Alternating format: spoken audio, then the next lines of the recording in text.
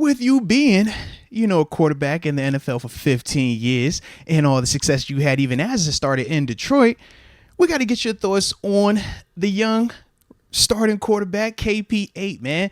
What were your thoughts on Kenny, man? Yeah, I like how he developed throughout the course of the season. And of course, it was a rough stretch. Anytime you get thrown in October, and those 4 games, that was very brutal. And it didn't matter if Mr. Trubisky was starting or not. It was going to be a challenge for anyone. But to throw him in there in the manner that he did, it wasn't too big for him.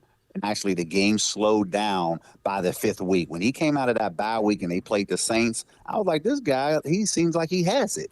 And of course, when you get off to a bad start, it's hard to kind of pick up touchdown to interception ratio. But as the game was slowing down, you started seeing him make the reads. He's going through his progression. And then ultimately, in the manner of being able to lead those comebacks at the end of the season to get them back to that respectable manner, it was good because the growth, maturation of everything that we thought that he was going to be actually showed. Now, what gets me excited about this is the fact that the system remains the same. I know a lot of people weren't happy about that because they were anticipating a change on the offensive side. But for me, it wasn't a surprise because I said the way that Kenny played and he got better as the year went on, it doesn't make any sense to change and essentially have him start over in year 2. Mm-hmm. So now he gets a chance to now learn and watch the tape of everything that he did last year, this offseason, and now build on that going into year 2.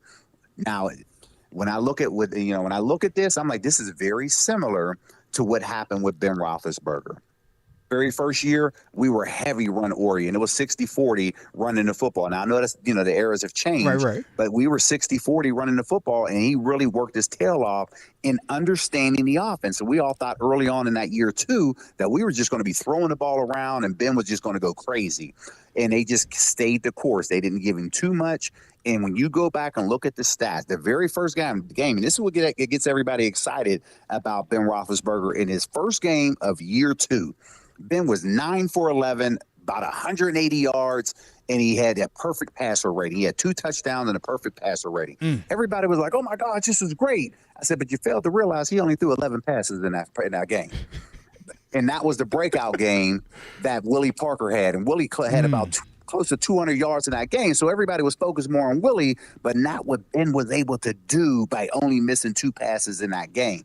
And ultimately, the play action game started happening. You started seeing Ben getting to his own, and he really started to now own that offense. He ended up getting injured in the middle, but then ultimately we made that Super Bowl run. I'm hoping that comparison happens with Kenny Pickett, but there'll probably be a lot more passes than what Ben did going into his first couple games of that year 2. Well, I think you answered, honestly, my next 3 questions there. Well, okay, do you have a certain set of, expectations for Kenny? Is there anything specifically you want to see from him in his game that you want him to improve on next year?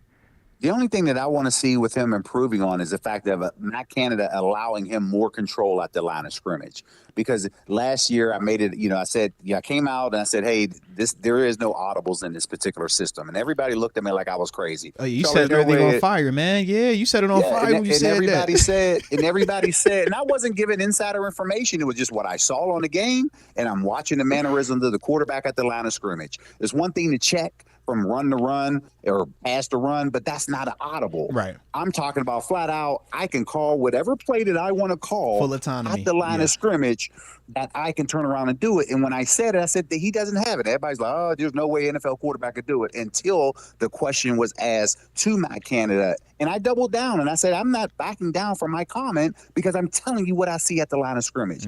And it wasn't until they asked Matt Canada that question and Matt verified that and said, no, the quarterback can't audible. So if Kenny can now take that particular phase and now run it at the line of scrimmage and put the offense in the best possible situation, I can see that offense really trying to now, put up more numbers, and really hopefully be one of the top offenses in the league.